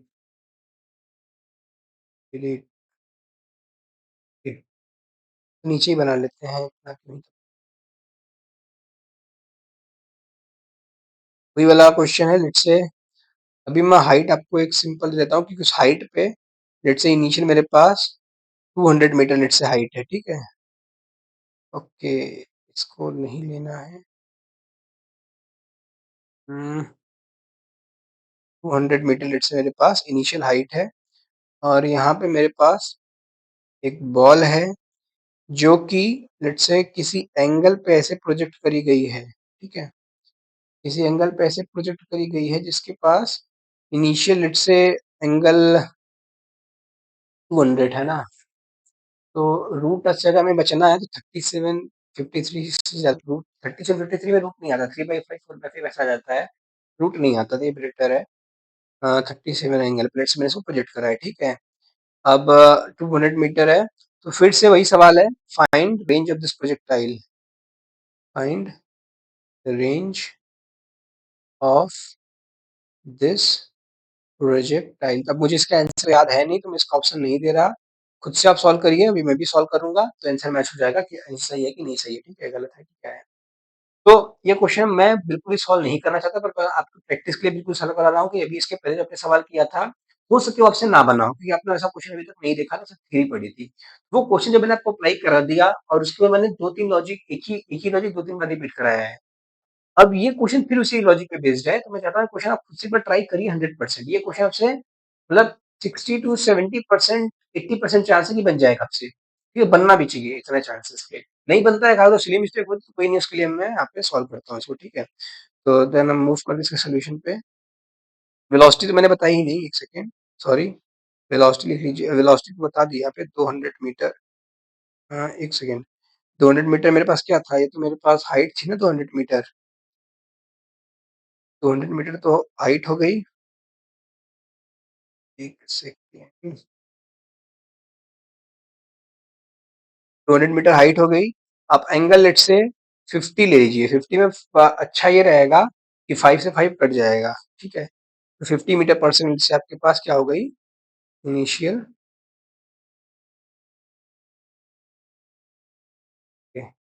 50 metre पर सेकंड इनिशियल वेलोसिटी हो गई, ठीक है। इसको हम यू भी बोल सकते हैं, total net you, net velocity. तो अभी बढ़ते हैं सोल्यूशन पे। सोल्यूशन, सोल्यूशन क्या था, रेंज पूछा है, रेंज के लिए क्या करना चाहिए मुझे। रेंज के लिए बेसिक क्या है यहाँ पे, राउंड टू राउंड नहीं है तो फॉर्मूला नहीं लगेगा। रेंज के लिए UX into time of light, UX निकाल लूंगा, यूएक्स कितना है, यूएक्स हो जाएगा 50 का, इधर कंपोनेंट ले रहा हूँ, कॉस 50 थी, तो 50 का कॉस, सॉरी 37 है, 53 नहीं, कॉस 37, ठीक है। कॉस 37 कैसा होता है, सामने 3 होता है तो 4/5 हो जाएगा, 5 टेन जा 50 एंड 4 टेन या 40 मीटर पर सेकंड, क्या हो जाएगी, एक्स डायरेक्शन में वेलोसिटी आ गई।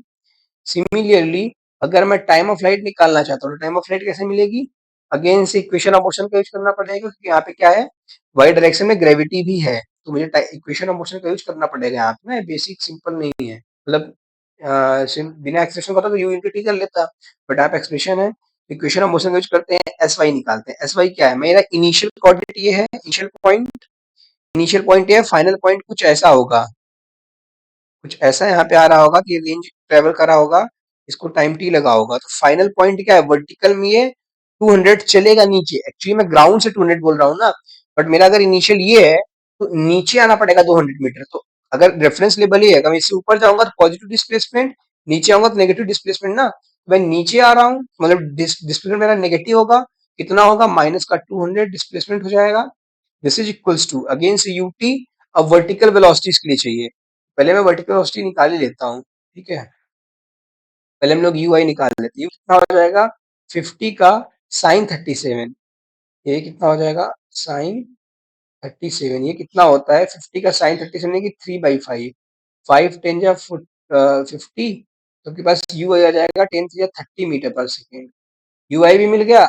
अब ये फॉर्मूला यूज कर लीजिए, S Y equals to U I into time of light minus of half of G into T का स्क्वायर। तो अगर इस फॉर्मूले को यूज करूँ, एस वाई कितना दे रखा है, एस वाई है मेरे पास minus of 200, this is equals to U I कितना है, वर्टिकल वेलोसिटी, तो डाउनवर्ड है कि अपवर्ड है बताइए, जो यू आई और नीचे होगी ना ऐसे, तो वर्टिकल वेलोसिटी भी डाउनवर्ड है, तो नेगेटिव ऑफ, ये एक्चुअली इसको नेगेटिव लिखिए यहाँ पे इक्वल टू लगा के नेगेटिव लिखिए माइनस का 30 मीटर पर सेकेंड, क्योंकि मुझे यही पुट करना है। तो यू आई कितना हो जाएगा, माइनस 30 मीटर पर सेकेंड जी कहते हैं ना, तो 30 metre per second you I into capital T and minus of half of acceleration की वैल्यू है 10 इंटू टी का स्क्वायर।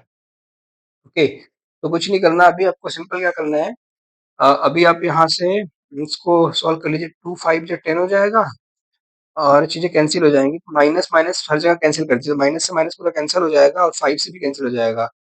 तो 5 4 जा 20, ठीक है? और ये हो जाएगा 0, ठीक है? And this is equals to 5 6 जा 30 टी एंड प्लस ऑफ 5 का टी स्क्वायर। अभी देखिए मैं कैलकुलेशन कर रहा हूँ, कुछ कहीं मिस्टेक हो है कैलकुलेशन का तो आप एक बार देख लीजिएगा। मुझे लगता नहीं कि कुछ मिस्टेक है इसमें कैलकुलेशन में। 5t square minus of 60, sorry plus of 60, then minus आ जाएगा 40 इस तरफ, and this is equal to zero. Quadratic equation बन गई। तो फिर से वही पिछला वाला क्वेश्चन याद है ना आपको, मैंने क्या किया था कि क्वाड्रेटिक इक्वेशन निकाल ली, टाइम ऑफ फ्लाइट आ गया, आगे दो टाइम आएंगे, तो उसमें एक टाइम रिजेक्ट होगा, एक टाइम एक्सेप्ट होगा। क्यों? क्योंकि पूरी प्रोजेक्टाइल एक ही बार ग्राउंड पे आएगा, दो बार नहीं आ सकता। तो एक नेगेटिव आएगा टाइम, ऑब्वियस बात है। मुझे डर है कि इसके रूट्स कहीं, नहीं रूट्स तो मेजर आ ही नहीं सकते क्योंकि नीचे तो आएगा ही आएगा, 100% आएगा, तो रूट्स तो ये ले आएंगे। तो क्या इसका फैक्टर कुछ अच्छा खासा बन रहा है? तो अगर मैं फैक्टर देखूँ तो 40 और 5 है ना, 40 को मैं 8 5 8 5 और 5 लिख सकता हूँ। तो 6 चाहिए मुझे। 5 5 जा 25, नहीं 4 2 जा 8 और 5 और 5 5 2 जा 10 और 5 4 जा 26 नहीं मिल रहा है मुझे। ओके, क्या कर सकते हैं? अगर मैं इसको 2 को बहुत ब्रेक कर दूँ, 5 जा 20 5 नहीं, ऐसे फैक्टर नहीं मिल रहा है, अच्छा यही लगाना पड़ेगा बेसिक। ठीक है, मैं वैल्यूज अच्छी नहीं दे पा रहा वैसे। ठीक है, कोई नहीं। तो अगर मैं ऐसे टी निकाल लूँ तो टी कितना आ जाएगा? Minus of B. तो माइनस बी कितना है? माइनस ऑफ 6 है, plus minus under root of B square. B square की 36 माइनस टाइम्स 4 टाइम्स ए की वैल्यू है 4, सी की वैल्यू है minus of 14, whole divide by 2 times of A, यानी कि 5 टू 10। ठीक है, तो इसको सॉल्व करिए। ये कितना आ जाएगा? Minus of 6 plus minus of 36 और माइनस माइनस प्लस 5 4 जा 20 और 20 इंटू 40, आई थिंक 800 हो जाएगा। 800 डिवाइड बाई 10। ठीक है, कुछ नहीं करना, यहाँ से निकाल लीजिए एक टाइम। देखिए यहाँ पे अगर आप देखें तो ये 836 आ रहा है, इसका कुछ फैक्टर आ रहा है? तो इसका फैक्टर कल 836 का फैक्टर है क्या? 836 ऐसे तो पता नहीं।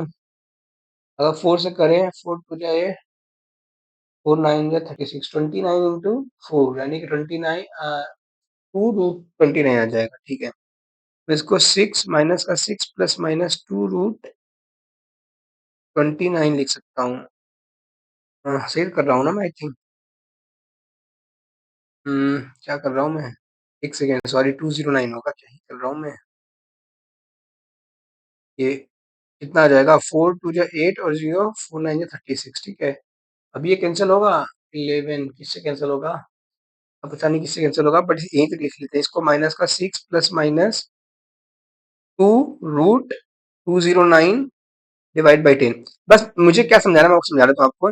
यहाँ देखिए दो टाइम आ रहा है, टी वन टी टू निकालिए। टी वन एक आएगा minus of 6 minus of 2 root 209 whole divide by 10, और टी टू आएगा, टी टू कितना आएगा? Minus of 6 plus of 2 under root 209 divide by 10। बस मुझे यही समझाना है कि मैं ये बोला था टाइम नेगेटिव आएगा, ये नेगेटिव है, इट इज रिजेक्टेड।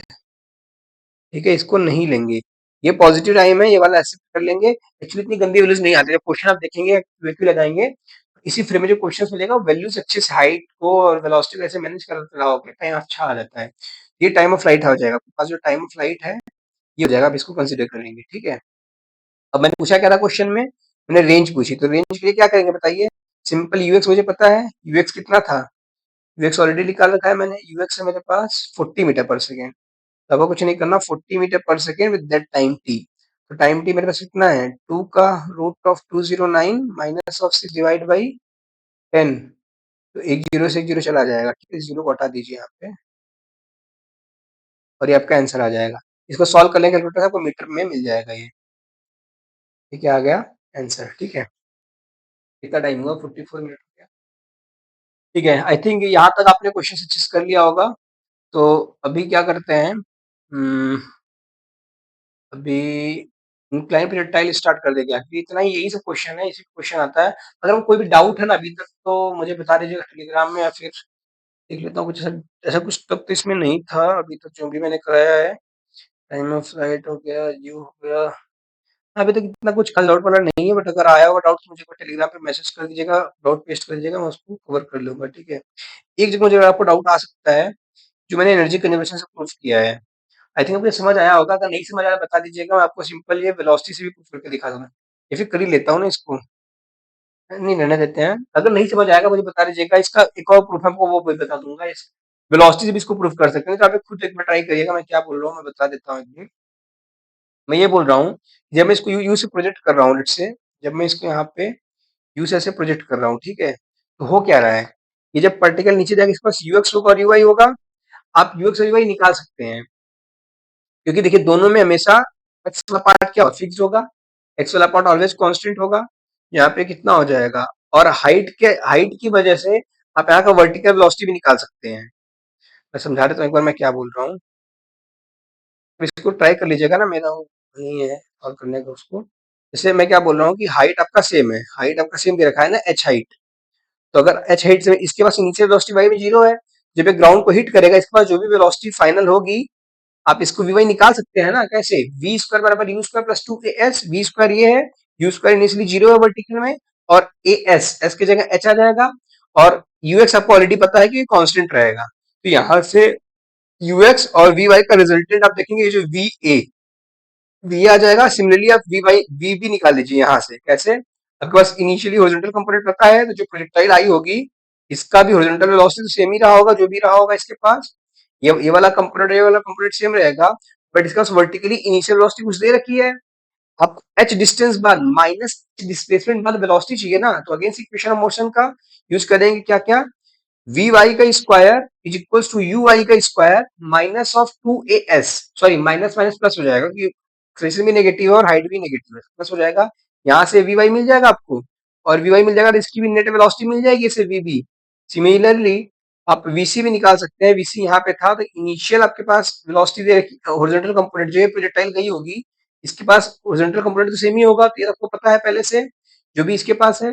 वर्टिकली क्या है, इसके पास एक वेलोसिटी पहले से दे रखी है यहाँ पे, ये वाली, तो इसकी मदद से आप यहाँ पे वी वाई यहाँ इसका भी निकाल सकते हैं, क्या हो जाएगा इसका वी वाई का square is equals to minus of U A का होल स्क्वायर, तो प्लस ही आ जाएगा ना, क्योंकि नेगेटिव पर उसको स्क्वायर करूंगा, थर्ड इक्वेशन मोशन यूज करूंगा तो प्लस आ जाएगा, प्लस ऑफ 2 ए एस। एक क्या है एक्सलेशन, एच है मेरे पास नेगेटिव डिस्प्लेसमेंट, यहाँ से वीसी भी मिल जाएगा, क्योंकि इनका रिजल्टेंट अंडर रूट लेके ऐड कर देंगे तो ये आ जाएगा वीसी।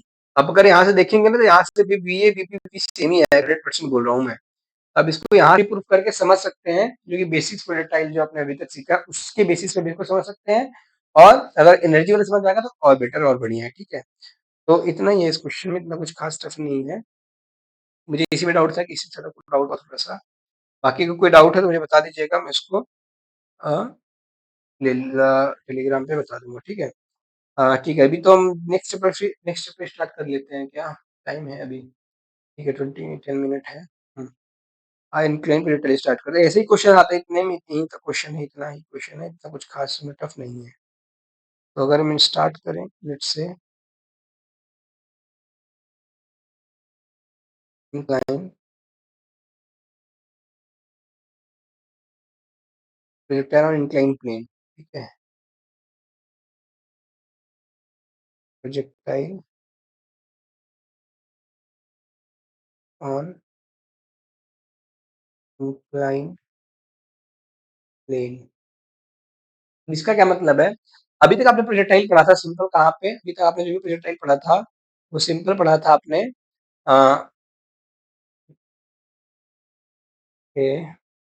अभी तक आपने जो भी प्रोजेक्टाइल पढ़ा था सिंपल आपने पढ़ा था ग्राउंड टू ग्राउंड के लिए, हाइट कंडीशन के लिए। अब जरा सोचिए ऐसा हो जाए कि लेट्स से मैं आपको एक ऐसा कोऑर्डिनेट बना के दिखाऊं,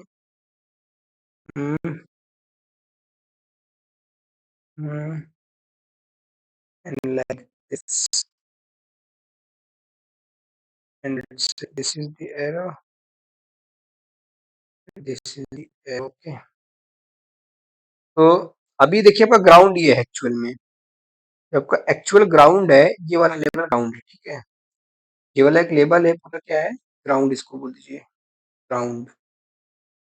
मतलब जो अभी तक आप प्रोजेक्टाइल देख रहे थे उसमें आपकी एक्स एक्सिस ये होती थी, और वाई वाली एक्सिस ये होती थी, ये वाली जो होती थी वाली वाई एक्सिस होती थी ऐसे, ठीक है, ये डॉटेड लाइन क्या होती थी, वाई एक्सिस होती थी। लेकिन अभी क्या हुआ, जो एक्सिस ऐसे थी मैंने उसको थोड़ा सा टिल्ट कर दिया। प्रोजेक्टाइल इस पे पूछा जाएगा और इसमें बहुत सारे क्वेश्चंस मिलते हैं आपको, ठीक है। अब ये प्रोजेक्टाइल कैसा है, ये प्रोजेक्टाइल ऐसा है कि मैं अभी अभी आपको क्वेश्चन हाथ मिलेंगे, एक बॉल होगी, यहाँ पे क्या होगा आपके पास, एक बॉल होगा, इसके पास कुछ से वेलोसिटी दे रखा होगा, लेट्स से ऐसा, ये बॉल लेट्स से इसके अबाउट लेट्स से इसके अबाउट वो लेट्स से 45 मीटर 45 डिग्री से लेट्स से प्रोजेक्ट किया गया है। लेट्स से इनिशियल एंगल मैं बोलता हूँ 37 डिग्री, ठीक है। जो प्लैंक का, ये जो आपका प्लैंक है, ये आपका प्लैंक हो गया ना, ऐसे ऐसे मैंने पूरी एक्सिस को ही चेंज कर दिया। जो आपकी एक्स एक्सिस वहां होती थी मैंने एक्स यहाँ पे कर दिया, और जो वाई एक्सिस यहाँ होती थी मैंने उस वाई को यहाँ पे कर दिया। आई बात समझ में। अब मेरी प्रोजेक्टाइल कैसे होगी, एक्चुअली में प्रोजेक्टाइल अभी मेरी कैसे होनी चाहिए बताइए। अभी मेरी प्रोजेक्टाइल यहाँ से ऐसे निकलेगी, ऐसे ऐसे ऐसे ऐसे, ठीक है, देन यहाँ पे हिट हो जाएगी। लेकिन एक्चुअल में क्या है, नीचे आती, अगर मैं एक्चुअली यहाँ पे प्ले नहीं, अगर प्लैंक नहीं होता, क्या वो प्रोजेक्टाइल करके नीचे आई होती, आई होती। तो अगर प्लैंक नहीं रहा होता तो प्रोजेक्टाइल यहाँ पे आती। अगर आपने लेकिन उसके लिए थीटा ये होता, थीटा अगर ये होगा 55 प्लस 37 डिग्री, और प्लैंक नहीं होगा, एक्चुअल में यहाँ पे वो अभी इसके पहले जो मैंने पढ़ा वही सब लगेगा, रेंज वाला फॉर्मूला, टाइम ऑफ फ्लाइट वाला फॉर्मूला, क्योंकि यहाँ पे ग्राउंड टू ग्राउंड प्रोजेक्टाइल है। बट अभी क्वेश्चन चेंज्ड है, क्या इंक्लाइंड प्रोजेक्टाइल है, जहाँ पे इंक्लिनेशन एंगल ऑफ प्लैंक दे रखा है जो कि 37 डिग्री है, ठीक है। और क्या क्या दे रखा है, और दे रखा है 45 डिग्री। लाइक इंक्लाइंड से कितने एंगल पे प्रोजेक्टाइल में कर रहा हूँ, इंक्लाइंड से भी, लेट्स से मेरे, क्योंकि प्लैंक तो जो आपने देखा है वो हर जगह मिल जाता है। तो अगर मैं उस पे किसी एंगल, मेरा प्लैंक ऑलरेडी किसी एंगल पे है, मैं यहाँ से किसी एंगल पे प्रोजेक्टाइल कर रहा हूँ ऐसा, तो वो कुछ इस तरीके से होगा कि जो मेरा फाइनल पोजीशन है वो ये नहीं है, मेरा फाइनल पोजीशन है वो ये है, क्योंकि इसके बाद तो ग्राउंड आ गया ना। तो मुझे अभी यहाँ से यहाँ तक की बात करनी है, यहाँ से यहाँ तक टाइम ऑफ फ्लाइट निकालना है। टाइम ऑफ फ्लाइट ये हो जाएगा, क्यों हो जाएगा, मैं बोला time of flight terminology basic same रहेगा, लेकिन हर जगह उसका फॉर्मूला चेंज होगा। क्यों, टाइम ऑफ फ्लाइट बेसिक क्या है कि जब तक मेरे बॉल हवा में है, हवा में कब तक है, इनिशियल पोजीशन से फाइनल पोजीशन, क्योंकि इसके बाद तो ग्राउंड आ गया ना, मैंने ग्राउंड को शिफ्ट कर दिया तो ग्राउंड आ गया इसके बाद। अच्छा, तो अगर इसके बाद ग्राउंड आ गया तो फाइनल पोजीशन में टाइम ऑफ फ्लाइट ये हो गया। रेंज क्या होगा, मैक्सिमम डिस्टेंस कितना चल रहा है अपने अपने लाइन पे, इसकी मैक्सिमम डिस्टेंस क्या है बताइए। अगर इसकी मैक्सिमम डिस्टेंस देखो एक्स वाली, तो क्या ये वाली डिस्टेंस हो जाएगी आर, यहाँ से यहाँ तक। अगर आपको चीज एक्स में पूछूं कि ओल्ड एक्स कोऑर्डिनेट बताइए, तो ओल्ड एक्स कोऑर्डिनेट में क्या हो जाएगा, आर का कॉस 37, यही वाला रेंज रीजन तो होगा जो कवर करेगा एक्स में, दोनों चीज निकाल सकता हूँ मैं।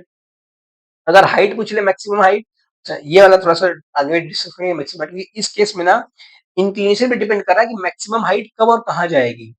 ये वाला केस थोड़ा सा अच्छा है, आपको समझना पड़ेगा। ये वाला केस इंक्लिनेशन पे डिपेंडेंट है कि मैक्सिमम हाइट आपकी कहाँ जाएगी, क्या वो इसी यहीं पे मैक्सिमम हाइट मिल जाएगी, या फिर कई बार होता है कि मैक्सिमम हाइट वो होती है जहाँ पे टक्कर मारता है। इसके केसेस होते हैं, मैं आपको भी आगे डिस्कस कराऊंगा, बताऊंगा।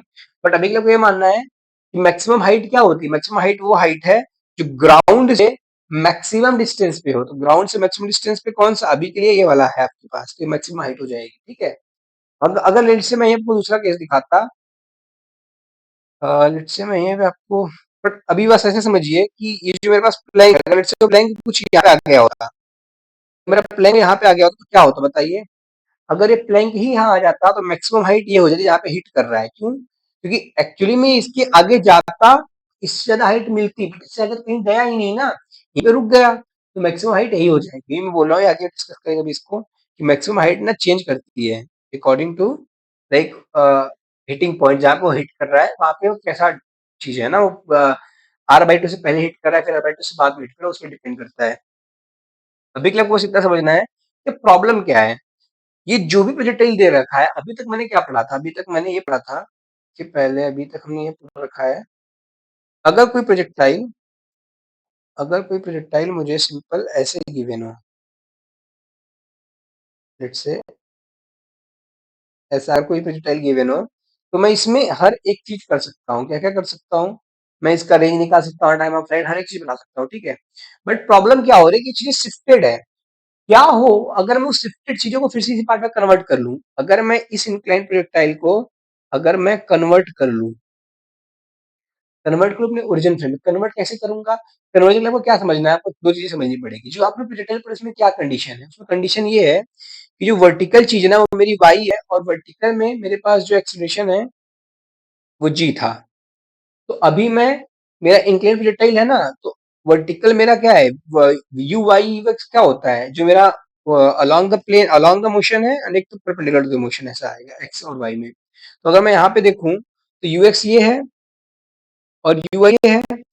यहाँ पे अगर जी की बात करें, जी की, तो जी यहाँ पे लगा होगा ऐसे ना, कि जी क्या है, अगर इस प्लेन को मैं इधर दिखाऊं आपको 37 डिग्री पे, तो जी यहाँ पे लग रहा है ना, वो जी ग्रेविटी, अगर ग्रेविटी ऐसे लग रही है, तो अगर आपने ट्रायंगल पढ़ा होगा थोड़ा बहुत एंगल निकालना, तो ये वाला एंगल थीटा, और क्योंकि ये वर्टिकल है जी, तो 90 हो जाएगा, ये हो जाएगा 90 माइनस थीटा। और क्योंकि ये भी परपेंडिकुलर है ना, क्योंकि ये वाई और एक्स वाली एंगल, ये भी परपेंडिकुलर, तो 90 माइनस थीटा अगेंस्ट थीटा हो जाएगा, मतलब ये थीटा और ये थीटा दोनों सेम है, मतलब ये भी 37 डिग्री हो जाएगा। और जरा देखिए कि जी को मैं अपने मोशंस के अलाउंग तोड़ सकता हूँ। मेरे पास जो भी मोशन हो रहा है अभी, अभी मेरा एक्स वाई ग्राउंड और एल्टीट्यूड नहीं है, अभी मेरा एक्स वाई क्या है, शिफ्टेड है। तो मैं उसके अलाउंग अगर मैं एक्सेलरेशन बता पाऊँ तो मेरा काम हो जाएगा। जो ए वाई था एक्सेलरेशन की जगह, जो ग्रेविटी थी उसकी जगह मैं ये वाला एक्सेलरेशन रखूँ जो कि परपेंडिकुलर टू द प्रोजेक्ट, ऐसे जो भी मेरे पास इस लाइन एक्सिस के जो परपेंडिकुलर है वाई, उसके अंक का मैं एक्सेलरेशन निकालना मैं इंटरेस्टेड हूँ अभी। तो मैं क्या कर रहा है, जी के पास दो कंपोनेंट है, इस जी के पास दो कंपोनेंट है, एक तो इधर आएगा जी का कॉस थीटा, जी का कॉस थीटा, और एक तो इधर आएगा जी का साइन थीटा। थीटा क्या है, ये वाला एंगल जो कि इंक्लाइंड है, जो मेरा प्लैंक इंक्लाइंड है जिस एंगल से, वो मेरे पास थीटा है। अगर मैं अपने इस प्रोजेक्टाइल पे आऊं, क्योंकि मैंने लेट से यहाँ पे इसको एक्स बोल दिया और इसको वाई बोल दिया, तो मेरे पास क्या कंडीशन थी, एक्स से कितने एंगल पे प्रोजेक्टाइल हो रहा था, मेरे पास एक्स से 45 डिग्री पे एंगल पे प्रोजेक्टाइल है, तो एक्स से 45 डिग्री एंगल पे प्रोजेक्टाइल है। लेकिन अभी जो ये वेलोसिटी है वो तो मिल जाएगी, और ये वेलोसिटी भी मिल जाएगी, but A Y A X अलग अलग है। अभी क्या है, ये वाला एक्सेलरेशन है, ये वाला ए वाई, वो भी जी नहीं है, वो कितना है, ये जी cos थीटा। क्यों, अभी मैंने बताया ना कि ये मेरे पास एक्स एक्सिस है और मेरे पास वाई एक्सिस है, तो वाई एक्सिस के अलाउंग जो लाइन है, इस लाइन के अलाउंग ये वाला एक्सप्रेशन है ना परपेंडिकुलर, ऐसे ये वाला एक्सप्रेशन परपेंडिकुलर है ना आपके पास, जो एक्स एक्सिस के परपेंडिकुलर है, मैं इस एक्सिस को शिफ्ट करना चाहता हूँ यहाँ, तो उसके लिए ये वाला जो जी cos थीटा है वो भी परपेंडिकुलर हो जाएगा बिल्कुल। ये कितना हो जाएगा, ये हो जाएगा जी को cos थीटा।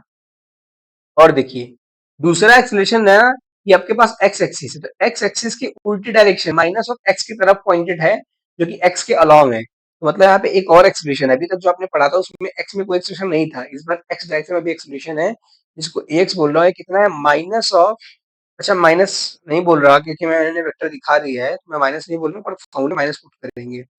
तो जो मेरे पास जो भी एक्स आ रहा है, ये भाई ये लिखना इसको सही नहीं है, ठीक है, ये जो मेरे पास एक्स है कितना है, इस तरफ जो मेरे पास सेक्शन है वो मेरे पास जी का साइन थीटा। यही पे बस चेंज है, इस बार आपको एक्सेलरेशन दिखेगा एक्स डायरेक्शन में भी, इसी के कारण जो आपकी रेंज है ना, अब वो भी शिफ्ट, वो थोड़ा श्रिंक हो जाएगी।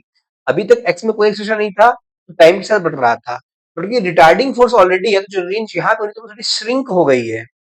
इसीलिए आपको ये जो दिख रहा है ना एक्चुअल, मतलब मैंने पाथ को बनाया तो ये जस्ट ऑब्जेक्ट और इमेज पे जैसा बन गया है, ऐसा नहीं होगा, थोड़ा सा अजीब सा कर्व होगा, ठीक है, मतलब ये कर्व इसी का पार्ट होगा, इसी का पार्ट होगा, जो मेरा एक्चुअल प्रोजेक्टाइल है ना, उसका इतना पार्ट ही वहां पे जाके दिखेगा आपको बिल्कुल एज इट इज। ये मेरे पास हिटिंग पॉइंट है, मेरे पास क्या है हिटिंग पॉइंट, लेट से मैं इसको बी बोल देता हूँ, लेट से इसको बी बोल देता हूँ फाइनल पोजीशन, और लेट से ये बोल देता हूँ इनिशियल पोजीशन। अब मेरे पास क्या क्या गिवन है, अब अगर मैं इनकी वैल्यू निकालने की कोशिश करूँ, तो ए वाई क्या है बताइए, ए वाई है जी का कॉस थीटा, जी कितना है 10, थीटा, थीटा कौन सा एंगल है, ये थीटा नहीं है, यही पे आपको थोड़ा सा समझना पड़ेगा, थीटा यहाँ पे 45 डिग्री नहीं है, यहाँ पे थीटा क्या है, ये तो मेरे पास अभी अल्फा है ना, यहाँ पे देखिए ये अल्फा था, ये वाला एंगल, ये कैसा है अल्फा, मैं इसको लेट से भी अल्फा बोल देता हूँ। पहले आप इसको अल्फा बोल दीजिए, और लेट से इसको थीटा बोल दीजिए, ठीक है, तो मैंने यहाँ पे थीटा मान रखा है ना, ये वाला थीटा, ये थीटा, तो ये भी थीटा होगा, थीटा जी कुछ 37 डिग्री, और ये मेरे पास अल्फा, जो मेरे पास अल्फा है वो यहाँ पे है, और थीटा कौन सा एंगल था, ये जो एक्सिस थी ना, ये वाली एक्सिस, ये ऑलरेडी किसी एंगल पे थी प्रोजेक्टाइल थी, ये वाला थीटा था मेरे पास, तो आपको समझना पड़ेगा ना, जो मैं जनरलाइज कर रहा हूँ कि थीटा इसके इंक्लाइन टू प्रोजेक्टाइल के लिए है। अभी क्या करना है आपको, सिंपल बस आपको वैल्यूज पुट करने का, जी कॉस थीटा, तो जी कॉस थीटा क्या हो जाएगा, जी कॉस थीटा, तो कॉस ऑफ थीटा कितना था? 37 डिग्री। 37 यानी कि 4/5,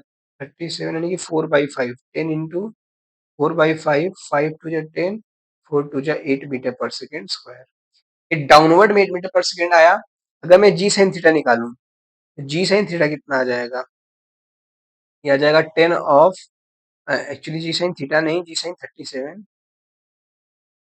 इज 10 ऑफ 3/5, तो 5 to 10 and 3 to 6 metre per second square. मतलब इस बार एक्स में भी मेरे पास क्या है, एक्स में भी एक्सीलरेशन है। अब यूएक्स और यूआई निकालते हैं, ये वाला एक्सेलरेशन निकालते हैं, ये वाला वेलोसिटी निकालते हैं यूएक्स, और ये वाली वेलोसिटी निकालते हैं यूआई। बताइए इस बार यूएक्स क्या है? यूएक्स क्या होगा बताइए? टोटल वेलोसिटी यू जो कि यहाँ पे है, और कॉस थीटा या फिर अल्फा, मैं पे एंगल लिख देता हूँ।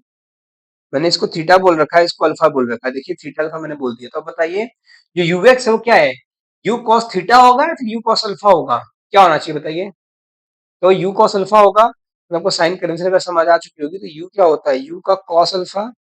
क्यों कॉस अल्फा है? क्योंकि मेरा एक्स के अलोंग, ठीक है, जो एक्स के अलोंग डायरेक्शन है वो तो ये वाला डायरेक्शन है ना, अल्फा ही तो है यहाँ पे। तो यू का कॉस अल्फा ही तो यहाँ पे आएगा, ये वाला वेलोसिटी। ये वाला वेलोसिटी यू कॉस अल्फा होगा, और ये वाला यू साइन अल्फा होगा। थीटा का कोई रोल नहीं है। थीटा का रोल कहाँ पे है? सिर्फ एक्सलेशन को डिवाइड करने में, जो कि एक्स के अलोंग ही ला दे रहा है बस। यूएक्स आ गया।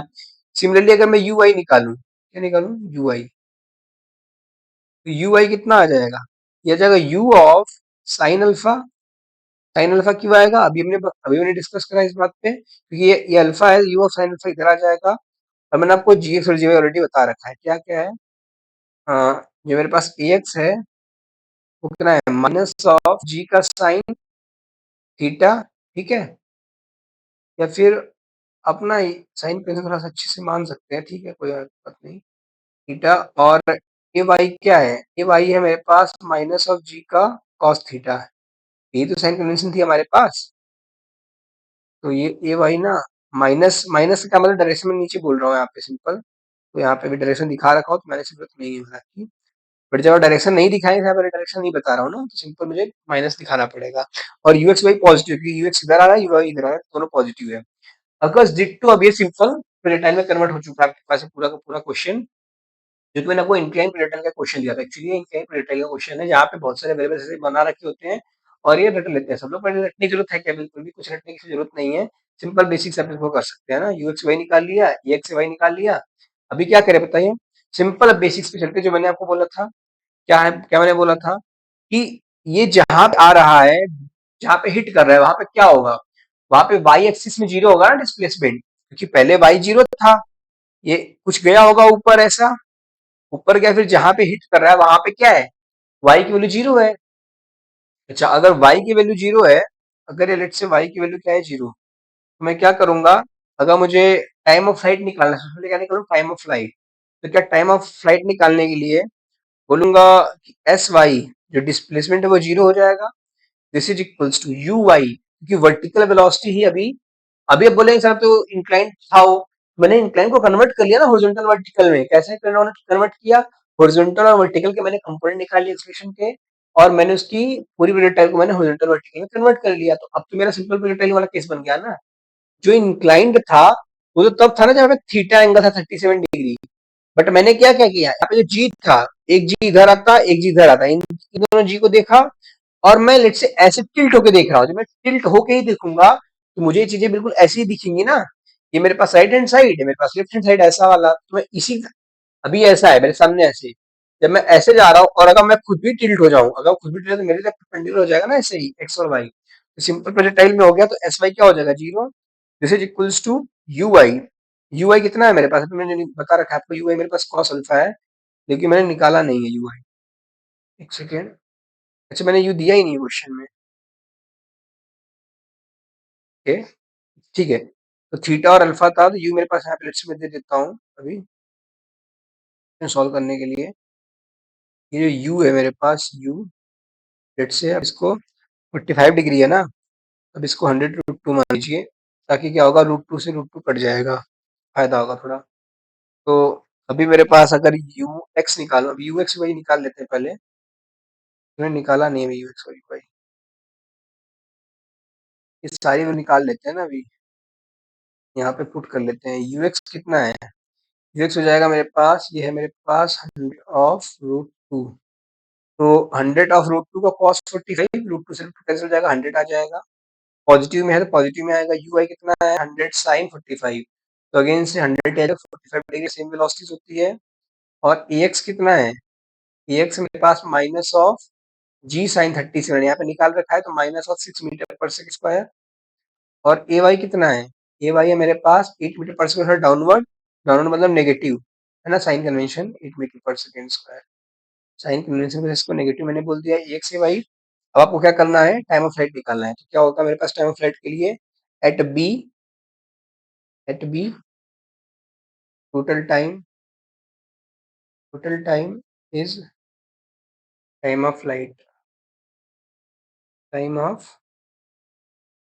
फ्लाइट। तो वो क्या हो जाएगा, and S Y will be zero, जो डिस्टेंस है डिस्प्लेसमेंट एस वाई वो जीरो हो जाएगा।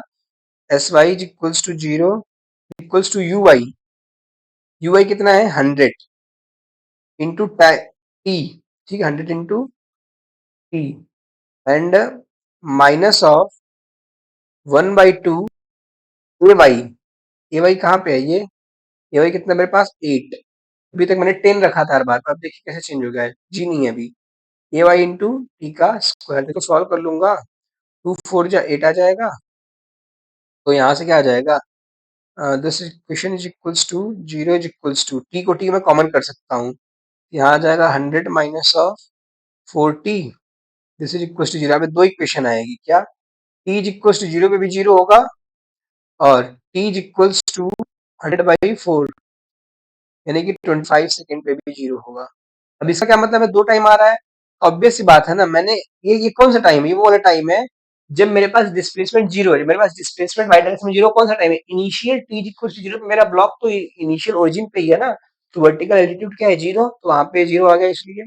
देन जब मैं 25 सेकंड बाद देखूंगा तो वो वाला केस होगा, एट पॉइंट बी वाला केस होगा। तो ये कौन सा पॉइंट है, ये पॉइंट ए है, और ये कौन सा पॉइंट है, पॉइंट बी है, फाइनल पॉइंट, तो फाइनल पॉइंट है क्योंकि यहाँ पे 25 सेकंड बाद पहुंचेगा। टाइम ऑफ फ्लाइट देखिए कैसे निकाला, सिंपल ही बेसिक रहा ना, बेसिक से भी कर रहे हैं, सारा काम हो रहा है। यहाँ पे 2u/g गलती से भी मत लगा दीजिएगा, और थीटा अल्फा बीटा का बहुत ध्यान रखिएगा, ठीक है। अच्छा, यहाँ तक तो हो गया है मेरे पास पूरा, मैंने ए यूएक्स निकाले, एक्स निकाल लिया, वी वाई निकाले, ए वाई निकाल लिया, ठीक है। मैंने टाइम ऑफ फ्लाइट भी निकाल ली। अब सिंपल क्या है टाइम ऑफ फ्लाइट, अगर यहाँ पे देखो, तो अगर मैं इसको फॉर्मूला अगर इसका प्रूफ निकालना चाहूँ, तो टू यू बाई जी नहीं लगेगा, फॉर्मूला टाइम ऑफ फ्लाइट लगेगा, 2u/g होगा। क्यों, क्योंकि जब भी मैं कन्वर्ट कर रहा हूँ डिस्प्लेसमेंट तो ऑलवेज जीरो ही रहेगा, और यहाँ पे क्या आ जाएगा, you I into time of flight minus of 1/2, यहाँ पे जी नहीं लाना है, कौन सा एक्सप्रेशन आएगा, तो माइनस नहीं प्लस, यहाँ पे क्या आ जाएगा, प्लस, प्लस ऑफ, और अगर आप मैग्नीट्यूड रख रहे हैं, ऐसे बोलिए minus of magnitude of A Y into T square, ठीक है। तो सिंपल में क्या बोलूंगा, यहाँ से टी कॉमन कर लेता, तो बोलता यू आई और minus of 1/2 mod of A Y, mod मतलब कि मैं मैग्नीट्यूड ले रहा हूँ, मुझे साइन से नहीं मतलब है अभी, T square, sorry T, this is equal to zero, यहाँ से देखिए यहाँ से टू टाइम है, T is equal to zero, और T is equal to U I उस तरफ चला जाएगा, और टू से मल्टीप्लाई हो जाएगा, 2u/y mod of A Y. Basics नहीं बदलेंगे, मैं बार बार बोला हूँ, बेसिक्स वही रहेंगे। मॉड क्यों बोला है, नेगेटिव आपको यहाँ पे रखने की जरूरत नहीं, क्योंकि नेगेटिव फिर टाइम आ जाएगा। नेगेटिव मतलब ये मैं ऑलरेडी यहाँ पे नेगेटिव रख रखा हूँ ना, मैं ऑलरेडी नेगेटिव रख रखा है, क्यों रखा है मैंने, क्योंकि मुझे पता है डायरेक्शन उसकी नेगेटिव, तो रिटार्डिंग फोर्स है वो, रिटार्डिंग एक्सप्रेशन है वो, मैंने ऑलरेडी नेगेटिव रख दिया। तो अगर मैं प्लस रखता है भाई, तो ऑलरेडी वो माइनस आता, तो फिर अब माइनस रखते माइनस माइनस प्लस हो जाता, तो आपको साइन कन्वेंशन को थोड़ा थोड़ा सा ध्यान रखना पड़ेगा, साइन कन्वेंशन क्या है, ठीक है। यहाँ पे mod of A Y simple A Y बोल दीजिए, बट ए वाई ध्यान रखिएगा कि डाउनवर्ड होना चाहिए, और जो भी वैल्यू आपके पास ए वाई वो परपेंडिकुलर है कि एक्सलेशन है, ठीक है। तो सिंपल आपका टाइम ऑफ लाइट निकल गया, तो यहाँ से देखा टाइम ऑफ लाइट मैंने निकाल भी लिया। मैंने क्या पूछा था इस क्वेश्चन में, हमें पॉइंट बी की रेंज निकाली थी ना, तो सिंपल अभी हम लोग क्या करते हैं, अगेन से नेक्स्ट पार्ट में मूव करते हैं, वही बेसिक, जो रेंज है वो क्या है बताइए। जो रेंज है मेरे पास आर।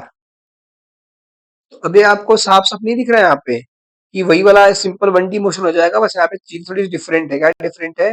अभी तक आपने पढ़ा था, अभी तक जो आपने सिंपल प्रोजेक्टाइल में पढ़ा था, वहाँ पे क्या हो रहा था?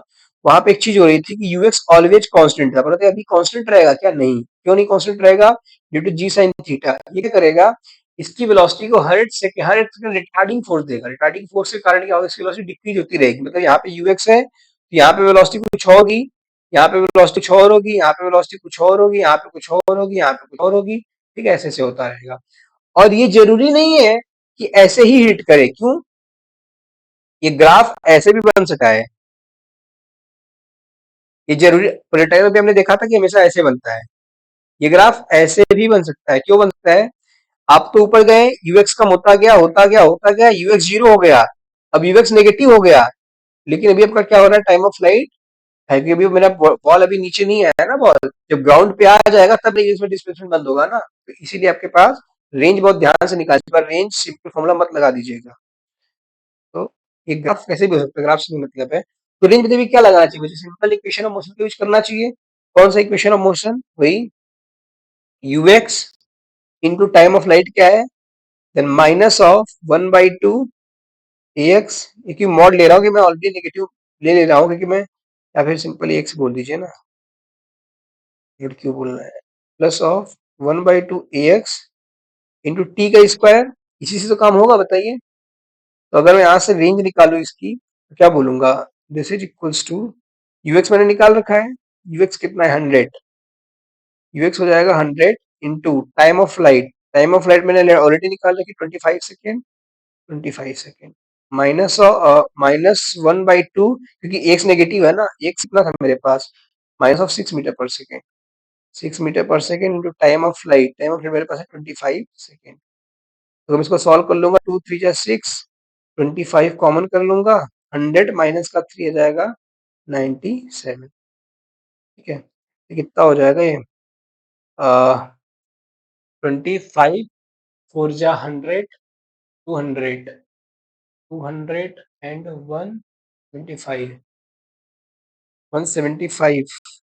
तो कैरी आ जाएगा 70। ठीक है, एंड 4 4 8, 200 एंड 200 225 में 17 ऐड कर देंगे। ठीक है, तो हो जाएगा 2 एंड 2 1 3 1 4 और 2 मीटर।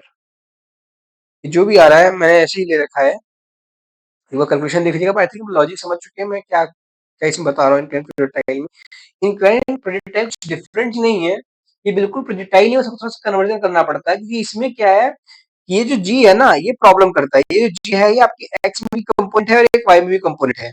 जो वाई वाला कंपोनेंट है वो तो चल जाएगा, वो तो हमारा यूज हो जाएगा सिंपल।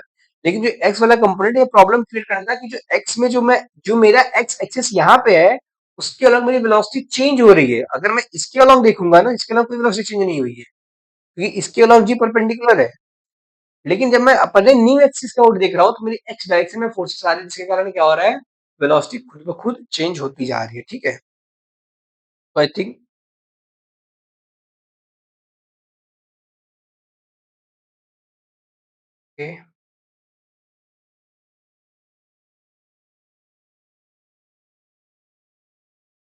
तो ठीक है फ्रेंड्स ना, अभी मुझे कोई अभी इसका मतलब सिमुलेशन मैंने देखा, अभी कहीं मिल नहीं रहा इसका इंक्लाइन प्रोजेक्टाइल का। मैं नेक्स्ट लेक्चर में अगर देखता हूँ कोई पॉसिबल होगा, तो मैं आपको इंक्लाइन प्रोजेक्टाइल का भी सिमुलेशन लेके आके दिखाऊंगा। ठीक है, देन हम लोग इंक्लाइन प्रोजेक्टाइल सॉल्व कैसे करना है, मेन तो क्वेश्चन है। मैंने आपको क्वेश्चन सबसे बता दें, सबसे बढ़िया लेक्चर वो ट्रेजेक्टरी वाला है। लेक्चर नंबर जो भी था, पार्ट ए पार्ट बी दोनों, उसके बेसिस पर प्रोजेक्टाइल का सारे सवाल कर सकते हैं। मैं बार बार बोल रहा हूँ, अभी इंक्लाइन प्रोजेक्टाइल हो गया। अब हम लोग अप इंक्लाइन प्रोजेक्टाइल देख रहे हैं। प्रोजेक्टाइल हम लोग इंक्लिनेशन पे फेंके, अभी क्या होगा? टॉप से इंक्लाइन प्रोजेक्टाइल करेंगे डाउनवर्ड की तरफ। तो ऐसे भी क्वेश्चंस है, इनमें भी काम होगा। इसमें क्या होगा? इसमें एक्स जो मेरी वेलोसिटी को डिक्रीज कर रहा था, इस बार एक्स क्या करेगा? उसकी वेलोसिटी को इंक्रीज करेगा, तो रेंज जो बढ़ाने के काम करेगा एक्स। तो यही है, बस बेसिक से काम करना उसको, वो सब और नेक्स्ट लेक्चर में देखेंगे। तो मुझे इसका एनिमेशन भी नहीं मिल रहा है, तो अभी आपको दिखाता है इसको करके। क्वेश्चन तो हो ही गया हमारे पास, क्या रेंज पूछा था, रेंज निकल गया। टाइम ऑफ फ्लाइट पूछा, टाइम ऑफ फ्लाइट निकल गया। यही पूछता है हमेशा। एच मैक्स पूछता है, अभी एच मैक्स वाला हम लोग डील करेंगे। मैं आपको जस्ट ओवरव्यू दे दिया हूँ, एच मैक्स भी डील करेंगे अगले लेक्चर में। ठीक है, फिर तब तक आप इन क्वेश्चन को वापस एक बार रिव्यू कर लीजिए। कोई डाउट तो मुझे बताइए, तब तक पढ़ते रहिए। बेस्ट ऑफ लक, मिलते हैं फिर नेक्स्ट लेक्चर में। तब तक राधे राधे।